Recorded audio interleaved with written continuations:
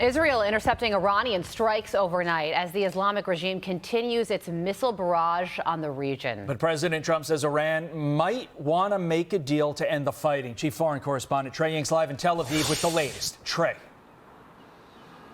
Todd, Carly, good morning. As diplomatic efforts play out, the Iranians are continuing their attacks against Israel, launching a number of ballistic missile barrages against this country overnight. One of those missiles early this morning slammed into the heart of Tel Aviv. You can see here in this aftermath video, black smoke was rising from the horizon. We just returned from this scene where first responders were removing debris and rubble.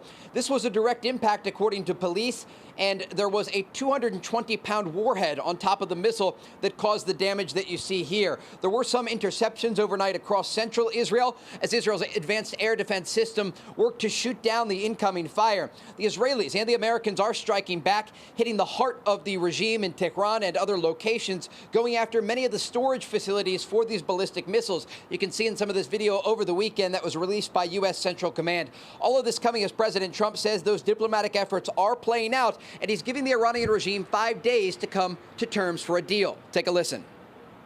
We're giving it 5 days, and then we're going to see where that takes us. And I would say at the end of this period, I think it could very well end up being a very good deal for everybody, as good as if we went all the way and just literally annihilated the place, which if we don't have to do that, that would be a good thing, not a bad thing. The Iranians have pushed back, saying that talks aren't taking place, but reports indicate there are conversations happening. You can see some video here in Tehran, the aftermath of those U.S. and Israeli strikes that continue to pressure the Islamic regime. As this is continuing, Israel's Prime Minister Benjamin Netanyahu also speaking out about the possibility of a deal. Earlier today, I spoke with our friend President Trump. President Trump believes there is a possibility to leveraging the mighty achievements obtained by the Israeli Defense Forces and the U.S. military in order to realize the goals of the war in a deal that will preserve our vital interests. It's clear that President Trump wants to give the Iranian regime yet another chance to come to the negotiating table and make serious concessions. If they don't, there are more U.S. forces on the way to the region and more options for the president. Todd, Carly. Trey Yingst live for us in Israel this morning. Trey, thank you. Let's bring in Powerus founder and former Army Special Ops Intel analyst Brett Velikovich. Brett, on the one hand, we have CENTCOM confirming more than 9,000 targets have been struck as a part of Operation Epic Fury. On the other hand, you have President Trump talking about this 5-day pause. Do you expect this pause to ultimately lead to a negotiated end to this conflict? And is Iran really looking for diplomacy? Well, I think the administration's been very clear. The objective is not endless war. It's decisive results. And so right now we're seeing this, not just this symbolic bombing campaign. This is the strategic dismantling of the enemy's entire ability to fight so that they can never toy with nuclear Armageddon again. So there's a lot more, obviously, that can also be done from the air to continue that leverage.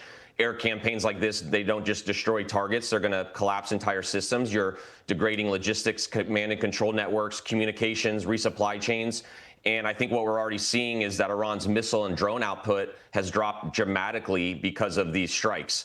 And so continued air operations, they can go even deeper, in my opinion. We can target mobile launchers, leadership nodes, air defenses, stop Iran from regenerating their capability, and really keep tightening that pressure until they can no longer project force outside their borders and we can have lasting peace in that region. Okay, so from air to potential boots on the ground, the Times is reporting senior military officials are weighing a possible deployment of a combat brigade from the Army's 82nd Airborne Division and some elements of the division's headquarters staff to support U.S. military operations in Iran. You hear that word support, support, support over and over again, but at the end of the day, do you expect boots on the ground as the inevitable next phase of this conflict if peace is not achieved?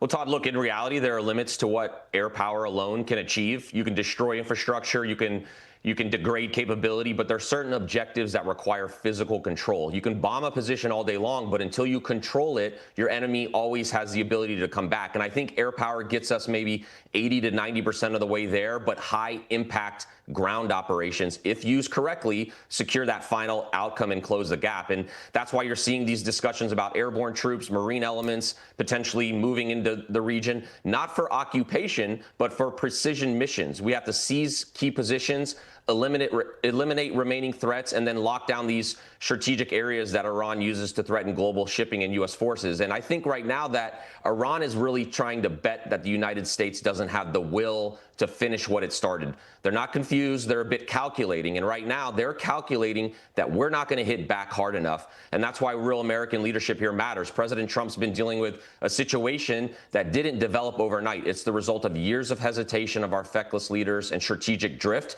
And so what we're seeing right now is the United States reestablishing that clarity, that the global economy can't be held hostage, that nuclear brinksmanship has consequences.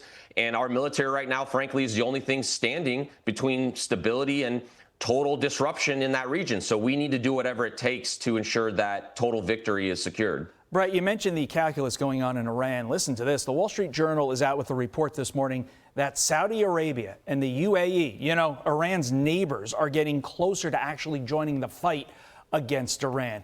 In about 30 seconds, how would that impact this conflict going forward? Well, I think our neighbors are tired of it. If anything that these strikes have done has brought our allies closer and closer. Groups that normally would remain neutral are tired of taking Shahed strikes every single night and seeing their tourist centers bombed. Iran's terror empire, in my opinion, is on borrowed time. The mullahs, they've been misfiring. They've tried to sow chaos in the region. Their spokesmen are being silenced forever, and America and its allies are about to end this once and for all. And now the question becomes, not only who are you negotiating with, but how many different groups are you negotiating with? You've got the secular, you've got the religious factions. Really, the common person like you and I doesn't really know who's in charge. Hopefully, the White House is negotiating with somebody who can actually end this. But to your point, Brett, we will see. Brett Velikovich, it's always a pleasure. Thank you, sir. Be sure to like and subscribe for all the Fox News latest on YouTube and catch full shows streaming now on Fox One.